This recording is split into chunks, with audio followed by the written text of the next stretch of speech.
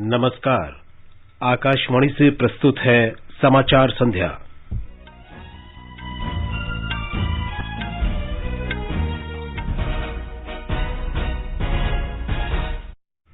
प्रधानमंत्री नरेंद्र मोदी ने औषध क्षेत्र के पहले वैश्विक नवाचार शिखर सम्मेलन का उद्घाटन किया।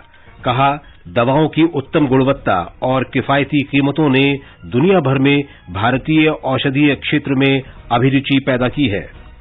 प्रधानमंत्री कल झांसी में राष्ट्र रक्षा समर्पण पर्व में रक्षा क्षेत्र के लिए कई पहल की शुरुआत करेंगे। भारत और चीन पूर्वी लद्दाख में वास्तविक नियंत्रण रेखा पर स्थिति से संबंधित बकाया मुद्दों का जल्द समाधान निकालने पर सहमत। प्रधानमंत्री की आर्थिक सलाहकार परिषद ने 2022-23 में 7 से 7.5% विकास दर का अनुमान व्यक्त किया। भारतीय फिल्म विशिष्ट व्यक्ति पुरस्कार हेमा मालिनी और प्रसून जोशी को गोवा में भारतीय अंतर्राष्ट्रीय फिल्म महोत्सव में प्रदान किया जाएगा। राष्ट्रपति रामनाथ कोविंद और उपराष्ट्रपति एम वेंकैया नायडू ने गुरु नानक जयंती की पूर्व संध्या पर लोगों को बधाई दी है। दिल्ली के प्रगति मैदान में आयोजित भारत अंतर्राष्ट्रीय व्यापार मेला कल से आम लोगों के लिए खोल दिया जाएगा और भारत और न्यूजीलैंड के बीच 2020 श्रृंखला का दूसरा मैच कल रांची में खेला जाएगा। समाचार संध्या में दिव्या तोमर के साथ मैं विशाल शर्मा। देश ने कोविड टीकाकरण अभियान के अंतर्गत 110 करोड़ से अधिक टीके लगाने का लक्ष्य हासिल कर इतिहास रच दिया है। इस महत्वपूर्ण कार्य में योगदान करने वाले चिकित्सकों, नर्सों और अन्य स्वास्थ्य कर्मियों का आकाशवाणी अभिनंदन करता है। इसके साथ ही हम आपको सतर्क भी करना चाहते हैं कि कोविड अभी समाप्त नहीं हुआ है। आप सभी से हमारी अपील है कि यथाशीघ्र दोनों टीके लगवाएं और अन्य लोगों को भी टीके लगवाने के लिए प्रेरित करें। कृपया 3 आसान उपायों का पालन अवश्य करें। मास्क पहनें, 2 गज की सुरक्षित दूरी बनाए रखें, हाथ और चेहरा साफ रखें। कोविड से संबंधित कोई भी जानकारी और मार्गदर्शन के लिए राष्ट्रीय हेल्पलाइन नंबर 011-2397-8046 और 1075 पर संपर्क करें। और अब समाचार विस्तार से। प्रधानमंत्री नरेंद्र मोदी ने एक ऐसा पारिस्थितिकी तंत्र बनाने पर जोर दिया है जो भारत को दवाओं और चिकित्सा उपकरणों के क्षेत्र में अग्रणी बना सके। उन्होंने टीकों और दवाइयों के लिए आवश्यक अवयवों के देश में उत्पादन पर जोर देते हुए कहा कि ये एक ऐसा क्षेत्र है जहां हमें अभी बहुत कुछ करना है। प्रधानमंत्री ने आज वर्चुअल माध्यम से फार्मास्यूटिकल क्षेत्र के पहले वैश्विक नवाचार शिखर सम्मेलन का उद्घाटन किया। उन्होंने कहा कि भारतीय फार्मास्यूटिकल उद्योग देश के आर्थिक विकास का एक प्रमुख घटक है। प्रधानमंत्री ने कहा कि भारतीय औषधियों की उच्च गुणवत्ता और कम कीमतों पर उपलब्धता से भारतीय फार्मास्यूटिकल क्षेत्र में वैश्विक अभिरुचि बढ़ी है। उन्होंने कहा कि भारतीय स्वास्थ्य क्षेत्र में वर्ष 2014 के बाद से 12 बिलियन अमरीकी डॉलर से अधिक का प्रत्यक्ष विदेशी निवेश हुआ है। कोविड महामारी के दौरान फार्मास्यूटिकल क्षेत्र की भूमिका का उल्लेख करते हुए श्री मोदी ने कहा कि भारतीय दवा उद्योग ने इस चुनौती से बखूबी निपटा है। उन्होंने कहा कि भारतीय स्वास्थ्य सेवा क्षेत्र द्वारा अर्जित वैश्विक विश्वास की वजह से अब भारत को दुनिया की फार्मेसी कहा जाने लगा है।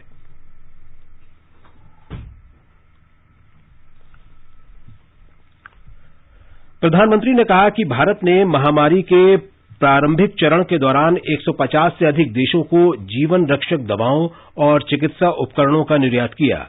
उन्होंने कहा कि लगभग 100 देशों को कोविड के 6.5 करोड़ टीके निर्यात किए गए।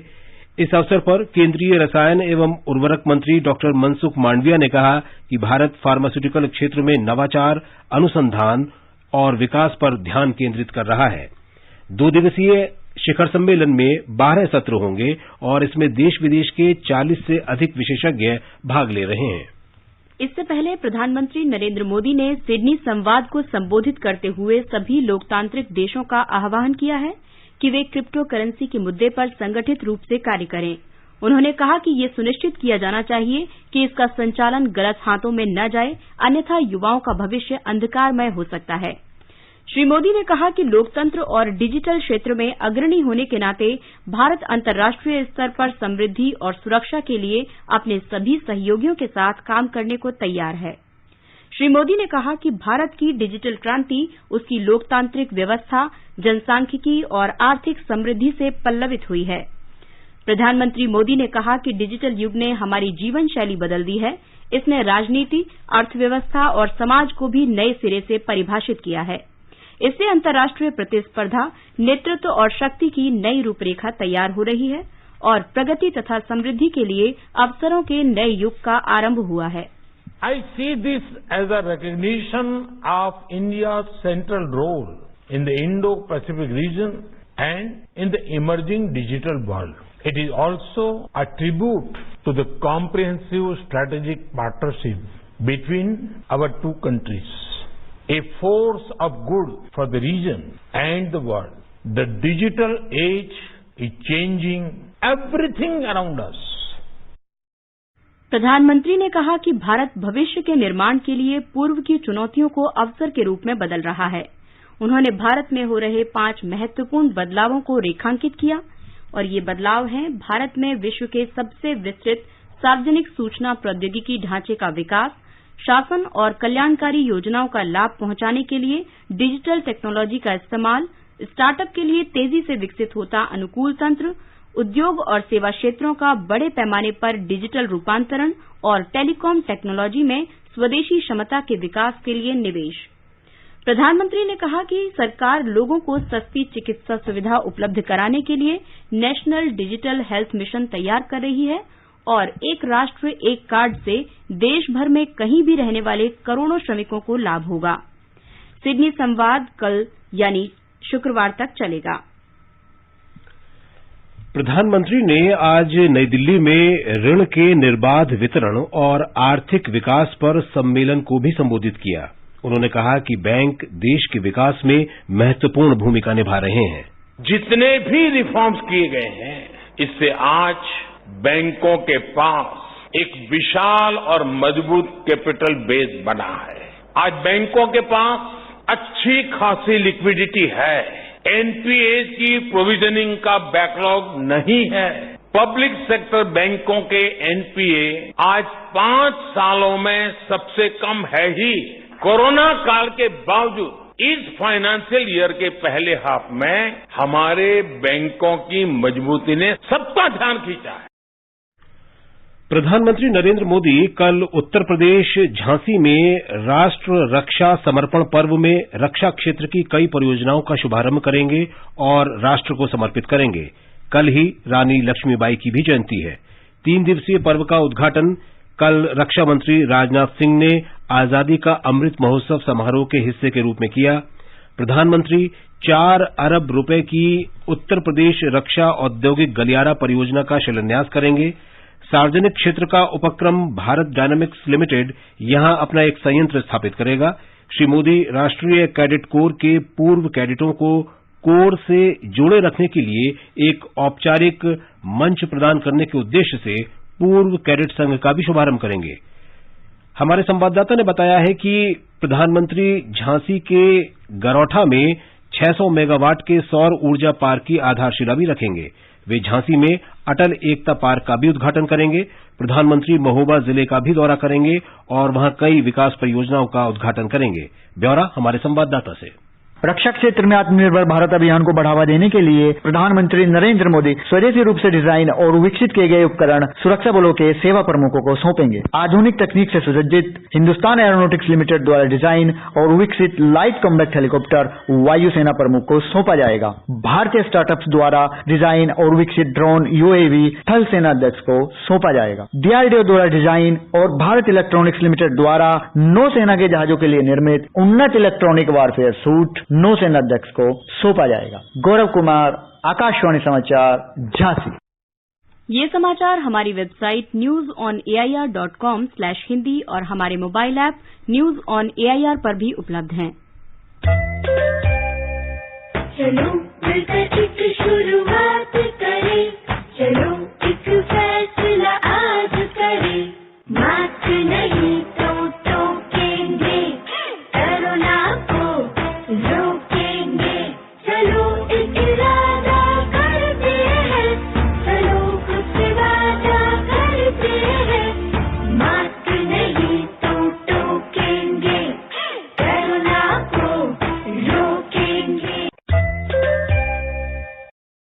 समाचार संध्या में आपका फिर स्वागत है। भारत और चीन पूर्वी लद्दाख में वास्तविक नियंत्रण रेखा से संबंधित बकाया मुद्दों पर शीघ्र समाधान करने पर सहमत हुए हैं। दोनों पक्ष सीमा पर यथास्थिति बनाए रखने और अप्रिय स्थिति न बनने देने पर भी सहमत हुए हैं। भारत चीन सीमा मामलों पर परामर्श और समन्वय के लिए कार्यतंत्र की 23वीं बैठक आज हुई। बैठक में भारतीय प्रतिनिधि मंडल का नेतृत्व विदेश मंत्रालय में अपर सचिव और चीन के प्रतिनिधि मंडल का नेतृत्व वहां के विदेश मंत्रालय के सीमा और समुद्री विभाग के महानिदेशक ने किया। दोनों पक्षों ने भारत चीन सीमा के पश्चिमी क्षेत्र में वास्तविक नियंत्रण रेखा की स्थिति पर स्पष्ट और गहन चर्चा की और दोनों पक्षों के वरिष्ठ कमांडरों की 10 अक्टूबर को हुई पिछली बैठक के बाद के घटनाक्रम की समीक्षा भी की। दोनों पक्ष इस बात पर सहमत हुए थे कि वरिष्ठ कमांडरों की बैठक का 14वां दौर शीघ्र आयोजित किया जाना चाहिए। प्रधानमंत्री की आर्थिक सलाहकार परिषद ने वर्ष 2022-23 के लिए 7 से 7.5% की वास्तविक आर्थिक वृद्धि दर का अनुमान व्यक्त किया है। परिषद के सदस्यों ने आज नई दिल्ली में आयोजित एक बैठक में वर्ष 2022-23 की विकास संभावनाओं पर चर्चा की। सदस्यों का मानना था कि वर्ष 2022-23 में विनिर्माण क्षेत्र में सुधार होगा। Asian infrastructure investment bank AIIB ने भारत को चेन्नई मेट्रोपॉलिटन क्षेत्र के शहरी सेवा कार्यक्रम के कार्यान्वयन के लिए 15 करोड़ अमरीकी डॉलर के ऋण की मंजूरी दी है। बैंक के उपाध्यक्ष डॉक्टर DJ पांडियन ने आकाशवाणी से विशेष बातचीत में कहा कि भारत AIIB का सबसे बड़ा लाभार्थी है और बैंक ने अब तक भारत के लिए 6 अरब 80 करोड़ अमरीकी डॉलर की लागत की 29 परियोजनाओं को मंजूरी दी है। डॉक्टर पांडियन ने भारत के बुनियादी ढांचे को मजबूत करने के लिए प्रधानमंत्री नरेंद्र मोदी के नेतृत्व की सराहना की। Under the leadership of Honorable Prime Minister Narendra Modi, the Government of India has come out with a big pipeline amounting to more than 2 trillion. And whatever AIB can do in support of this pipeline, in strengthening the infrastructure in India, AIB is committed to that. That's why we have already approved 29 projects amounting to 6.8 billion. And now another 27 projects are on the pipeline, which is another 5 billion. Next year we are working on it. उच्चतम न्यायालय ने POCSO अधिनियम के तहत दुष्कर्म मामले में शारीरिक स्पर्श से संबद्ध बंबई उच्च न्यायालय के विवादित फैसले को रद्द कर दिया है। उच्च न्यायालय ने पॉक्सो अधिनियम के अनुच्छेद 7 के अंतर्गत इसे आवश्यक शर्त माना था। उच्चतम न्यायालय ने कहा है कि दुष्कर्म की नीयत ही अपराध की श्रेणी में आती है। ऐसी घटनाओं में शारीरिक स्पर्श प्रासंगिक नहीं है। खंडपीठ का कहना था कि कानून को उसकी मूल प्रासंगिकता की दृष्टि से ही परिभाषित किया जाना चाहिए, उसे बचाव के हथियार के तौर पर इस्तेमाल नहीं होने देना चाहिए। उच्चतम न्यायालय ने एक अन्य मामले में CBSE और ICSE की 10वीं और 12वीं की बोर्ड परीक्षाओं को हाइब्रिड मोड में कराने का आदेश देने की 6 छात्रों की याचिका को खारिज कर दिया है। न्यायालय की खंडपीठ ने कहा कि परीक्षाएं आरंभ हो चुकी हैं और इस समय इनमें हस्तक्षेप करने से व्यावहारिक कठिनाइयां आ सकती हैं। राष्ट्रीय कोविड टीकाकरण अभियान के तहत देश में अब तक 114 करोड़ से अधिक कोविड रोधी टीके लगाए जा चुके हैं। पिछले 24 घंटों में करीब 73,44,000 लोगों का टीकाकरण किया गया। इस बीच कल कोविड के 11,919 नए रोगियों की पुष्टि हुई है, जबकि 11,242 मरीज स्वस्थ भी हुए हैं। स्वस्थ होने की दर 98.28% है। भारतीय फिल्म विशिष्ट व्यक्ति पुरस्कार हेमा मालिनी और प्रसून जोशी को दिया जाएगा। सूचना और प्रसारण मंत्री अनुराग ठाकुर ने आज नई दिल्ली में इन पुरस्कारों की घोषणा की। उन्होंने कहा कि दशकों से भारतीय सिनेमा के क्षेत्र में अपनी कला से पीढ़ी दर पीढ़ी दर्शकों को मंत्रमुग्ध किया है। उन्होंने कहा कि हेमा मालिनी और प्रसून जोशी भारतीय सिनेमा के प्रतीक हैं, जिनकी दुनिया भर में प्रशंसा और सम्मान किया जाता है। उन्होंने कहा कि ये पुरस्कार गोवा में 52वें भारतीय अंतर्राष्ट्रीय फिल्म महोत्सव में प्रदान किया जाएगा। फिल्म महोत्सव 20 से 28 नवंबर तक चलेगा। हेमा मालिनी अभिनेत्री, लेखिका, निदेशक, निर्माता, नर्तकी और राजनीतिज्ञ हैं। श्री प्रसून जोशी कवि, लेखक, गीतकार, पटकथा लेखक और संचार विशेषज्ञ हैं।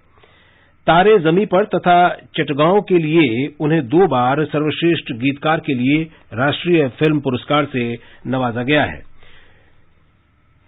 सूचना और प्रसारण मंत्री ने कहा कि फिल्म समारोह में पहली बार ओटीटी प्लेटफॉर्म से लोकप्रिय सीरीज की क्लिप दिखाई जाएंगी। पहली बार ओटीटी प्लेटफॉर्म जो हैं वो भाग लेंगे। उनकी जो पॉपुलर सीरीज है उनमें के भी कुछ अंश वहां पर दिखाए जाएंगे, क्योंकि जिस तरह से पिछले 1-2 वर्षों में ओटीटी प्लेटफॉर्म्स का उदय हुआ है उससे कंटेंट क्रिएशन लोकल भी बहुत बढ़ा है। श्री अनुराग ठाकुर ने यह भी कहा कि आजादी का अमृत महोत्सव के अंतर्गत 75 रचनात्मक प्रतिभाओं का भी चयन किया गया है और उन्हें गोवा फिल्म महोत्सव में भाग लेने के लिए आमंत्रित किया जाएगा। आगे बढ़ने से पहले मुख्य समाचारों पर एक नजर। प्रधानमंत्री नरेंद्र मोदी ने औषध क्षेत्र के पहले वैश्विक नवाचार शिखर सम्मेलन का उद्घाटन किया। कहा, दवाओं की उत्तम गुणवत्ता और किफायती कीमतों ने दुनिया भर में भारतीय औषधीय क्षेत्र में अभिरुचि पैदा की है। प्रधानमंत्री कल झांसी में राष्ट्रीय रक्षा समर्पण पर्व में रक्षा क्षेत्र के लिए कई पहल की शुरुआत करेंगे। भारत और चीन पूर्वी लद्दाख में वास्तविक नियंत्रण रेखा पर स्थिति से संबंधित बकाया मुद्दों का जल्द समाधान निकालने पर सहमत। प्रधानमंत्री की आर्थिक सलाहकार परिषद ने 2022-23 में 7 से 7.5% विकास दर का अनुमान व्यक्त किया। भारतीय फिल्म विशिष्ट व्यक्ति पुरस्कार हेमा मालिनी और प्रसून जोशी को गोवा में भारतीय अंतर्राष्ट्रीय फिल्म महोत्सव में प्रदान किया जाएगा। राष्ट्रपति रामनाथ कोविंद और उपराष्ट्रपति एम वेंकैया नायडू ने गुरु नानक जयंती की पूर्व संध्या पर लोगों को बधाई दी है। दिल्ली के प्रगति मैदान में आयोजित भारतीय अंतर्राष्ट्रीय व्यापार मेला कल से आम लोगों के लिए खोल दिया जाएगा। भारत और न्यूजीलैंड के बीच 3 T20 क्रिकेट मैचों की श्रृंखला का दूसरा मैच कल रांची में खेला जाएगा। स्वाधीनता आंदोलन के दौरान भारतीय जनमानस को उद्वेलित कर स्वतंत्रता का अलख जगाने और मातृभूमि के प्रति सेवा, समर्पण और त्याग की ज्वाला प्रज्वलित कर देने वाले अमर गीतों पर आधारित विशेष कार्यक्रम आजादी के तराने सुनना न भूलें। FM गोल्ड 100.1 मेगाहर्ट्ज पर प्रत्येक शुक्रवार शाम 4:45 पर परिक्रमा कार्यक्रम के अंतर्गत आजादी के तराने सिर्फ आकाशवाणी पर। राष्ट्रपति और उपराष्ट्रपति ने गुरु नानक जयंती की पूर्व संध्या पर लोगों को बधाई दी है। श्री रामनाथ कोविंद ने कहा कि गुरु नानक देव जी के विचार हमें अपने जीवन में शांति और भाईचारे के आदर्शों का अनुकरण करने के लिए प्रोत्साहित करते हैं। राष्ट्रपति ने लोगों से गुरु नानक देव द्वारा सिखाए गए रास्ते पर चलने और समाज में सद्भाव और एकता की भावना को मजबूत करने का आग्रह किया। श्री वेंकैया नायडू ने कहा कि गुरु नानक सत्य, करुणा और पवित्रता के प्रतीक रहे हैं। उपराष्ट्रपति ने कहा कि गुरु नानक का शाश्वत संदेश एक न्यायपूर्ण और मानवीय समाज के निर्माण में हमारा मार्गदर्शन करता रहेगा। नई दिल्ली के प्रगति मैदान में भारतीय अंतर्राष्ट्रीय व्यापार मेला कल से आम लोगों के लिए खोल दिया जाएगा। मेला इस महीने की 27 तारीख तक जारी रहेगा। मेले के पहले 5 दिन व्यापारियों के लिए थे। इस वर्ष मेले का विषय है आत्मनिर्भर भारत। इसमें बिहार प्रतिभागी राज्य है, जबकि उत्तर प्रदेश और झारखंड पर विशेष ध्यान दिया गया है। इस मेले में भारत और विदेशों के 1,500 स्टॉल लगाए गए हैं। मेला सुबह 9:30 बजे से शाम 7:30 बजे तक खुला रहेगा। इसके लिए 65 मेट्रो स्टेशनों के ग्राहक सुविधा केंद्रों से टिकट प्राप्त किए जा सकते हैं। मेले में दिव्यांगजनों और वरिष्ठ नागरिकों का प्रवेश निःशुल्क होगा। भारत और न्यूजीलैंड के बीच 3 T20 क्रिकेट मैचों की श्रृंखला का दूसरा मैच कल रांची के JSCA इंटरनेशनल स्टेडियम में खेला जाएगा। इससे पहले कल भारत ने न्यूजीलैंड को पहले 2020 मुकाबले में 5 विकेट से हराया। इस जीत के साथ ही 3 T20 क्रिकेट मैचों की श्रृंखला में भारत ने न्यूजीलैंड पर 1-0 की बढ़त बना ली है। आजादी का अमृत महोत्सव के अंतर्गत आइए अब सुनते हैं आकाशवाणी की विशेष प्रस्तुति आजादी का सफर। आजादी का अमृत महोत्सव।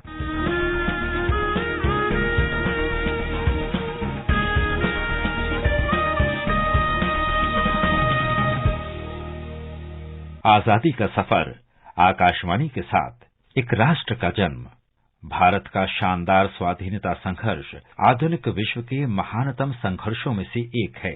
आकाशवाणी आपके लिए रोजाना ला रही है इस शानदार संघर्ष की एक झलक।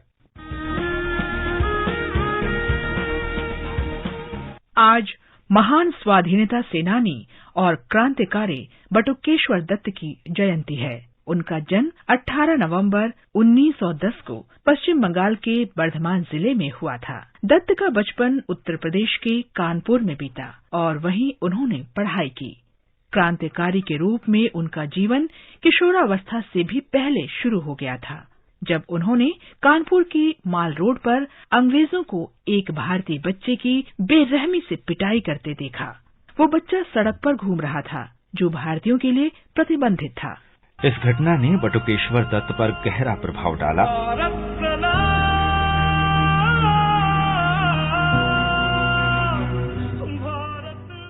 और उन्होंने ब्रिटिश औपनिवेशिक शासन के विरुद्ध गतिविधियों में भाग लेना शुरू कर दिया। प्रताप के संपादक सुरेश चंद्र भट्टाचार्य के माध्यम से दत्त सचेंद्र नाथ सान्याल जैसे क्रांतिकारियों के संपर्क में आए, जो हिंदुस्तान रिपब्लिकन एसोसिएशन के सह संस्थापक थे। बटुकेश्वर दत्त और भगत सिंह उसी समय रिवॉल्यूशनरी पार्टी में शामिल हुए। कानपुर में रहने के दौरान उनकी दोस्ती गहरी होती गई। दत्त ने बांग्ला भाषा सीखने में भी भगत सिंह की सहायता की और काजी नजरुल इस्लाम की कविता से उनका परिचय कराया, जिसे वे अक्सर गाते थे। 8 अप्रैल 1929 को ट्रेड डिस्प्यूट्स और पंजाब सेफ्टी बिल्स के विरोध में बटुकेश्वर दत्त और भगत सिंह ने सेंट्रल असेंबली में धुएं के बम फेंके और निर्भीकता से इनकलाब जिंदाबाद और साम्राज्यवाद का नाश हो जैसे नारे लगाए।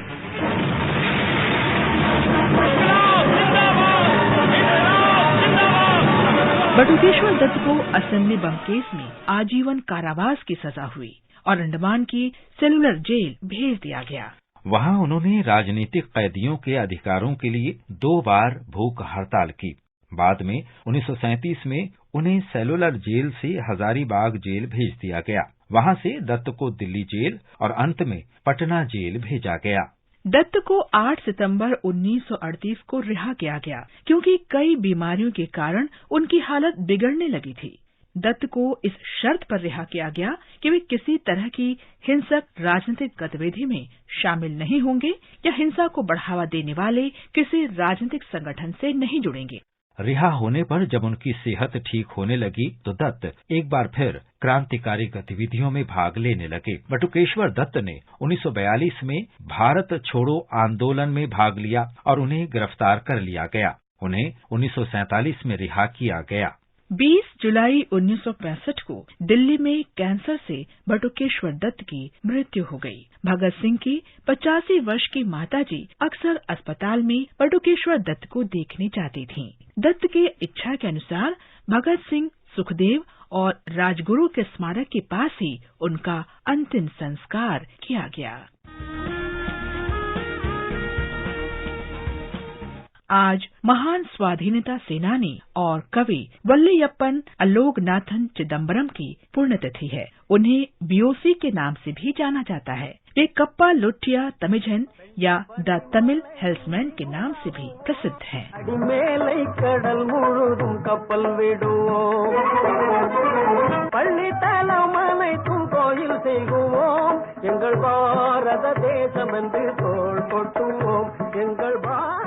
वे प्रसिद्ध वकील, मजदूर संघ के नेता और इंडियन नेशनल कांग्रेस के नेता भी थे।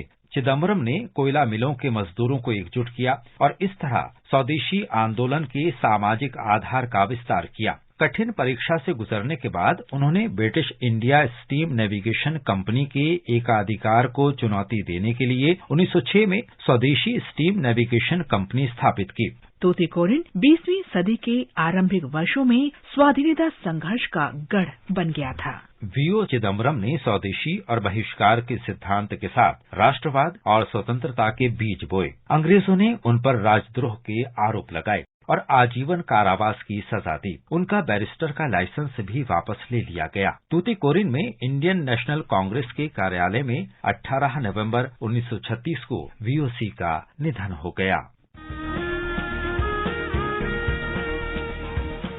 आजादी का सफर आकाशवाणी के साथ की इस कड़ी में आज बस इतना ही। कल फिर मिलेंगे एक नई कड़ी के साथ।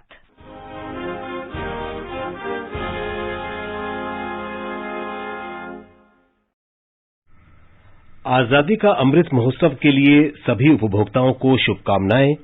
हॉलमार्क सोने की शुद्धता सुनिश्चित करता है। हमेशा हॉलमार्क वाले सोने के आभूषण खरीदें। उपभोक्ता संबंधित किसी भी शिकायत के लिए कृपया राष्ट्रीय उपभोक्ता हेल्पलाइन के टोल फ्री नंबर 14404 पर संपर्क करें। उपभोक्ता मामले विभाग, भारत सरकार द्वारा जनहित में जारी। जागो ग्राहक जागो। आकाशवाणी का समाचार सेवा प्रभाग पूर्वोत्तर भारत की नवीनतम गाथाओं पर विशेष कार्यक्रम नॉर्थ ईस्ट डायरी प्रसारित करेगा।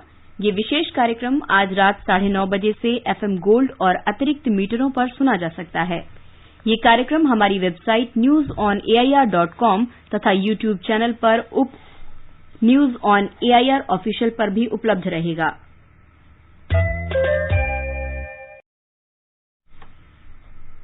आकाशवाणी के समाचार सेवा प्रभाग से आज रात प्रसारित होने वाले हिंदी और अंग्रेजी में लाइव फोन इन कार्यक्रम कोरोना जागरूकता श्रृंखला के अंतर्गत लखनऊ के किंग जॉर्ज मेडिकल कॉलेज के डॉक्टर सूर्यकांत श्रोताओं के कोरोना संक्रमण से संबंधित सवालों के जवाब देंगे।